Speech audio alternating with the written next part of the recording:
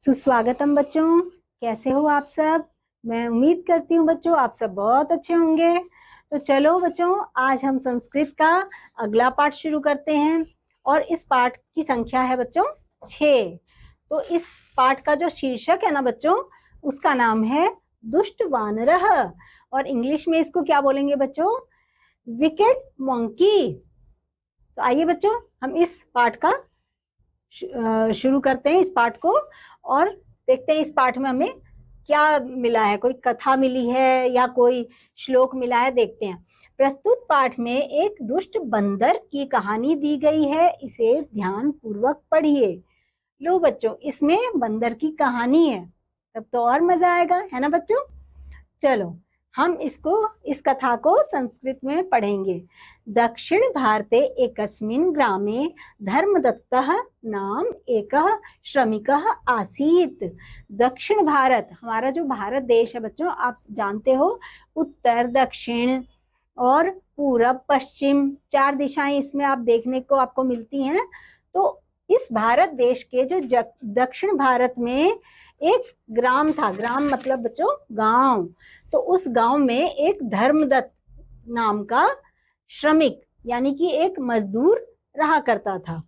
सह एकं वानरं पालितवान, वह एक जो वानर मतलब बच्चों बंदर, उसको एक जो है ना, स एकं वानरं पालितवान, उसने एक बंदर को पाला हुआ था। जैसे हम लोग अपने अपने घरों में एक डॉगी को पाल लेते हैं, कोई बिल्ली को पाल लेते हैं, वैसे ही इस श्रमिक ने किसे पाला था? एक वानर को पाला था। सह वानरः प्रभूतम अन्नं भक्ष्यित्वा अतीव हृष्टः पुष्टश्च अभवत्। वह जो वानर था ना बच्चों, वो काफी सारा अन्न वगैरह, मतलब कि बहुत सारा खाना खाता था, क्योंकि उसने जो श्रमिक था उसने तो बंदर को पाला हुआ था। तो जो पालतू जानवर होता है उसकी भी तो वो देखभाल अच्छे से ही करेगा ना, समय पर उसको खाना खिलाना, पानी, सब कुछ उसका ख्याल रखता था। तो इसलिए वो जो वानर था वो अच्छा हिष्ट पुष्ट यानी कि हट्टा कट्टा था, वो हेल्दी था वानर। एकस्मिन् वसरे सः श्रमिकः दध्योदनं गृहीत्वा कस्मैचिद् कार्यस्य प्रयोजनाय वानरेण सह अन्यं ग्रामं प्रति प्रस्थितः। एक बार क्या हुआ बच्चों, वो जो श्रमिक था उसको अपने किसी कार्य की वजह से, मतलब एक अवसर पर वह मजदूर चावल तथा दही लेकर किसी कार्य के लिए बंदर के साथ दूसरे गांव को चला गया। जैसे कभी कभी काम आता है तो हम जाते हैं ना, कहीं और चले जाते हैं, वैसे ही वो श्रमिक जो था वो कहीं और चला गया, किसी दूसरे गांव चला गया। तो क्या हुआ, रास्ते में क्या हुआ बच्चों, मार्गे एकं तडागं दृष्ट्वा तत्र दध्योदनं भक्षयितुम् उपविष्टः। अब उसने रास्ते में क्या देखा बच्चों, वह रास्ते में एक तालाब देखकर वहां दही चावल खाने के लिए बैठ गया। वो दही चावल क्यों लेकर गया था बच्चों साथ में? जैसे हम कहीं जाते हैं तो हम अपने लिए कुछ लंच या कुछ खाने की और चीजें, जैसे पूरी, पराठे और कुछ बिस्किट वगैरह लेके चलते हैं ना बच्चों, वैसे ही वो श्रमिक और जो वानर जा रहे थे उन्होंने अपने खाने के लिए दही और चावल साथ लिया हुआ था। तो उसने क्या किया, रास्ते में एक जगह उसने, यहाँ पे ये देखो बच्चों तालाब दिखा उसको, तो इसके किनारे दही और चावल खाने के लिए वहां बैठ गया। पेड़ के नीचे दही चावल रखकर मुंह धोने के लिए तालाब के किनारे जाकर बैठ गया। अच्छा, अब क्या हुआ बच्चों, जब वो तालाब को देखकर उसने, श्रमिक ने ये सोचा ना कि ये जगह बढ़िया है, यहाँ पे मैं अपने दही चावल निकालता हूँ और हम खाएंगे। तो उसने दही चावल यहाँ पर पोटली निकाल के रख दी और तालाब में मुंह हाथ धोने के लिए चला गया, वहां बैठ गया। तो अब क्या हुआ ना, तत्र कस्यचित् वृक्षस्य मूले दध्योदनं स्थापयित्वा मुख प्रक्षालनार्थ तडागं गत्वा तीरे उपविष्टः।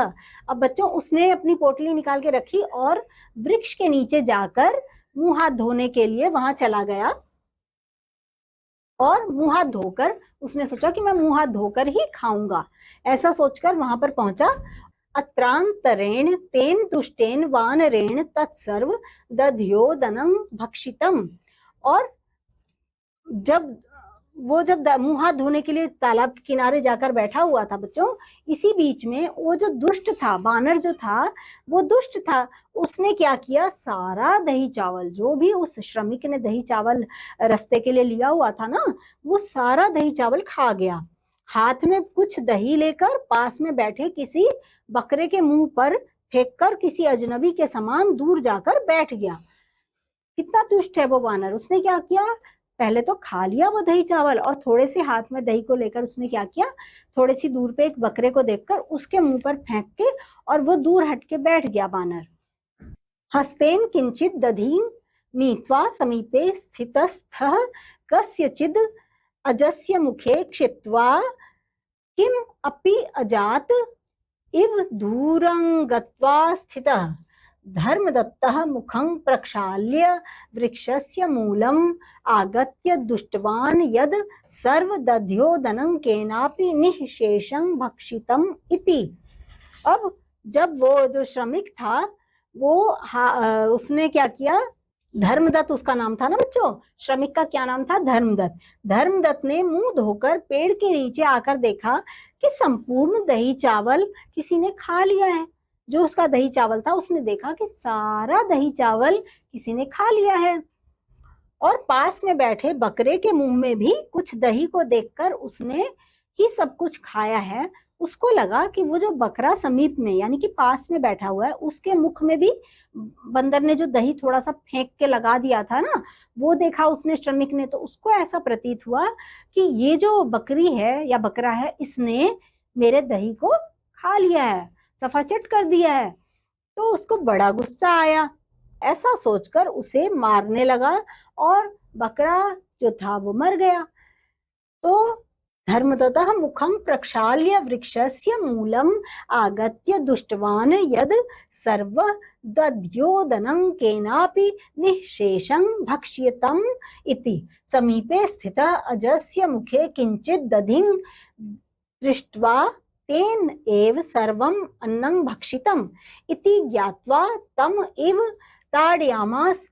अजः च मृतः दुष्टः अपराधं कृत्वा अन्येन सह अपराधः कृत इति दर्शयति मूढ़ः तत् तया अस्ति इति जानाति। अब देखो बच्चों, इसमें क्या समझाया जा रहा है, इस कथा से हमने क्या सीखा कि दुष्ट अपराध करके दूसरे द्वारा अपराध किया गया है ऐसा दिखाते हैं, मूर्ख समझते हैं कि उनके द्वारा किया गया है। दुष्ट अपराध करके दूसरे द्वारा अपराध किया गया है ऐसा दिखाते हैं, मूर्ख समझते हैं कि उसके द्वारा किया गया है। अब देखो इस कहानी में क्या हुआ, खा तो लिया था उस बंदर ने सारा कुछ, जो भी उस श्रमिक का खाना था, दही चावल था, वो किसने खाया बच्चों, उस बानर ने खाया था। परंतु उसने क्या किया, वो दही बकरे के मुंह पे भी लेप दिया था, जिससे कि जब श्रमिक लौट के आया तो उसकी नजर पड़ी उस बकरे पे और उसने ये जाना कि शायद इस बकरे ने ही मेरा खाना खा लिया, और उसको उसने मार मार के मार डाला। तो मूर्खता नहीं आनी चाहिए हमारे अंदर, हमें देख के परख के जानना चाहिए कि गलती आखिर किसकी है, थोड़ा हमें समय लेकर ये बूझना चाहिए, समझना चाहिए बच्चों। जल्दबाजी में किसी और की गलती की सजा किसी और को नहीं देनी चाहिए। ठीक है बच्चों, मैं उम्मीद करती हूँ ये जो हमने आज कहानी जो सुनी हमने, और कहानी जो हमने पढ़ी और सुनी और समझी, इससे आपको कुछ ना कुछ जरूर सीखने को मिला होगा बच्चों, और आपको सुनने में भी बहुत अच्छा लगा होगा, आनंद आया होगा बानर की कथा सुनकर। तो बच्चों इस कथा में बस इतना ही, और अगले पार्ट में एक बार फिर मैं आपके सामने आऊंगी, संस्कृत विषय को ही लेकर कुछ हम आगे और सीखेंगे। तब तक के लिए बच्चों बाय बाय।